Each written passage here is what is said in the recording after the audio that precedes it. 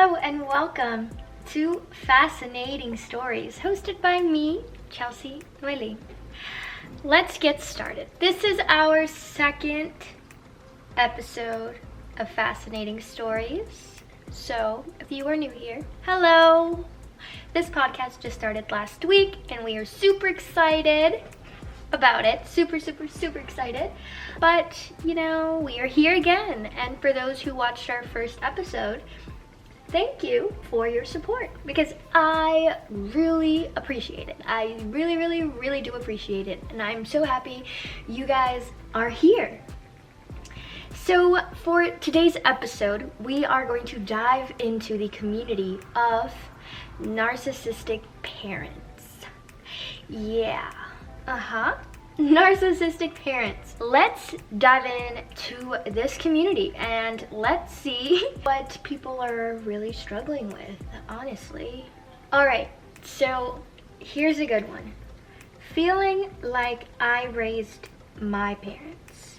This was posted 18 hours ago, so let's dive into it. And if you're watching us on YouTube, hi guys, hello, and welcome. Welcome, you see, we just made this fresh coffee, oh my gosh. And this look will be on Instagram and on TikTok, so I hope you guys find it there. Okay, so let's get into it. Feeling like I raised my parents. So, title, basically. But yeah, my mom calls me for advice, and she's been doing it since I was little. Called me her conscious and her advisor. I help her academically getting her bachelor's degree. I've always been financially responsible and did the taxes for our family. And whenever she was struggling emotionally, I was there for her.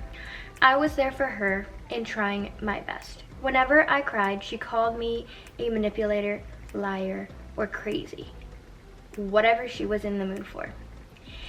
If I did it in front of people, she said I was making her look bad, saying it made her look like she did something to me, which was completely unprompted. Every day I have to justify to myself not talking to my parents because I never suffered direct physical abuse from them aside from a couple of times because I feel like I'm responsible for calming them down. So other people don't have to feel my parents' wrath. Because I made them have a bad day. I tried to warn my mother that I was leaving for good. And she expected me to tell her exactly how and why I was leaving. But no explanation is good enough, if you know what I mean. And no reaction would be good either. So I just left because I thought that was the responsible thing to do for my mental health and future success. I do think when a parent puts responsibility on a child and doesn't really allow the child to be a child, they're failing them as a parent. They are definitely failing them as a parent.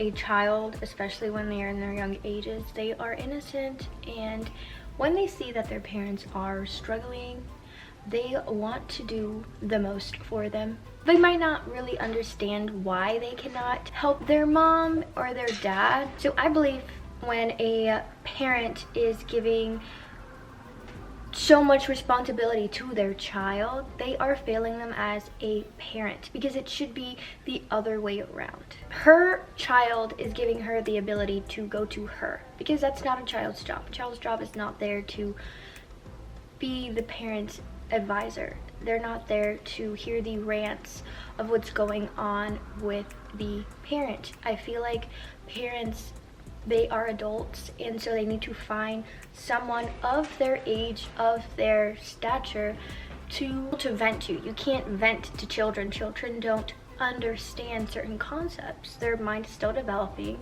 and it shouldn't be their responsibility. It should not be their responsibility.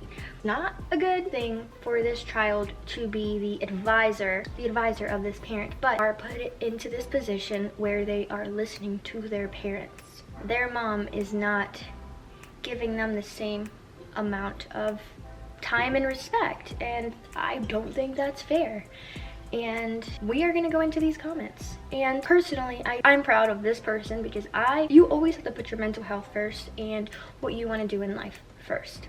Because honestly, at this point, parents have had their time. They have had their time to do what they want with their lives. And they should not be impeding on their child's success nor on their mental health.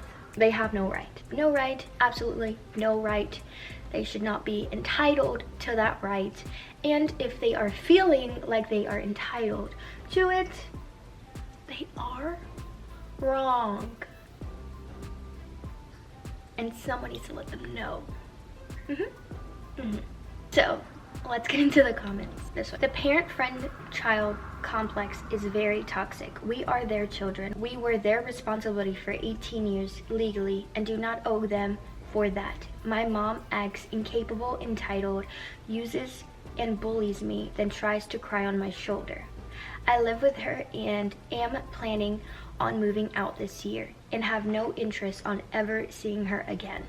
You don't have to justify not seeing or being around crappy people, even if they're labeled as family. So what? I'm glad you got away. That BS is not worth your mental health. If she wants to heal, apologize, and change, it's up to her. If not, you don't need that. And I agree with this commenter. It's not our responsibilities to carry on with our parents. Not our responsibilities. We don't owe them that. But I think your mom, she might need help. She might need actual help to heal from whatever she is going through. I am glad that people are choosing themselves and their mental health and moving on from the toxic environments that their parents are putting them into. Alright, so let's find another post. Alright, here's another one. The look. There's nothing worse than the look people would give me after I told them my story. The look. The oh god, they're broken look. It infuriated me. Sensing the shift in someone I thought I was connecting to completely just switched.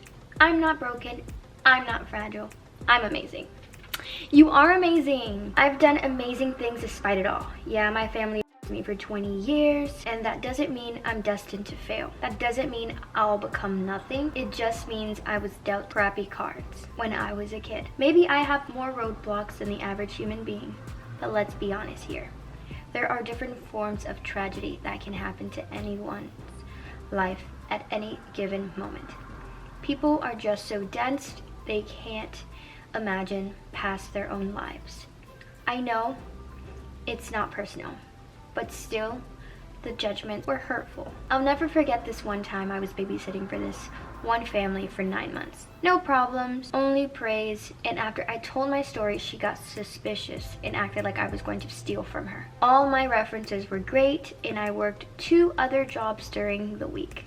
The audacity. People can be so vile. I learned from that point on to never share my story, only to explain it vaguely. People just don't understand, and we can't expect them to. Yeah, I would say people don't understand others' stories, and they don't have the right to put any input, any judgment into it, because everyone has their own battles to fight.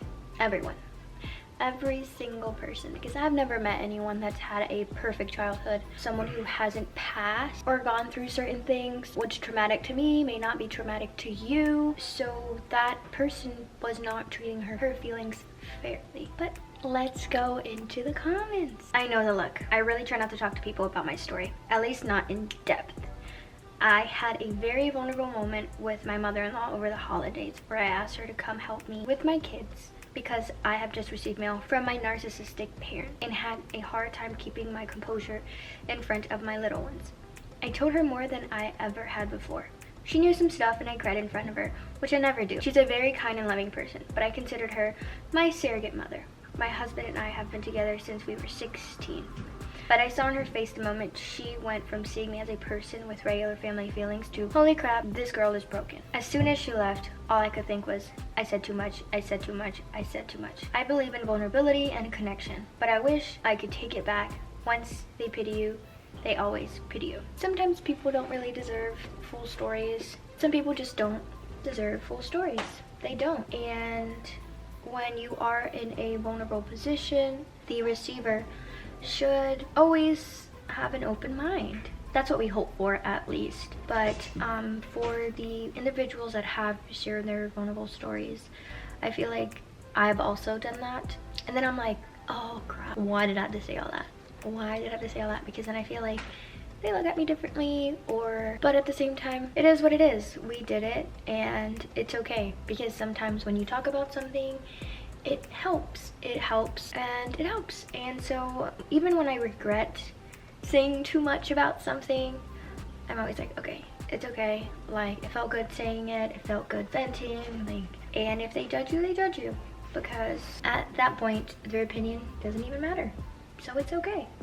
If you want to listen to the entire podcast at one time, you can find it anywhere you stream podcast, okay? On Spotify, on Google, and on the Apple Podcast.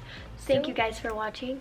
I have enjoyed it. And if you would like to share any stories and you would like to hear it on this podcast, please email them to fascinatingstorieswithcn@gmail.com.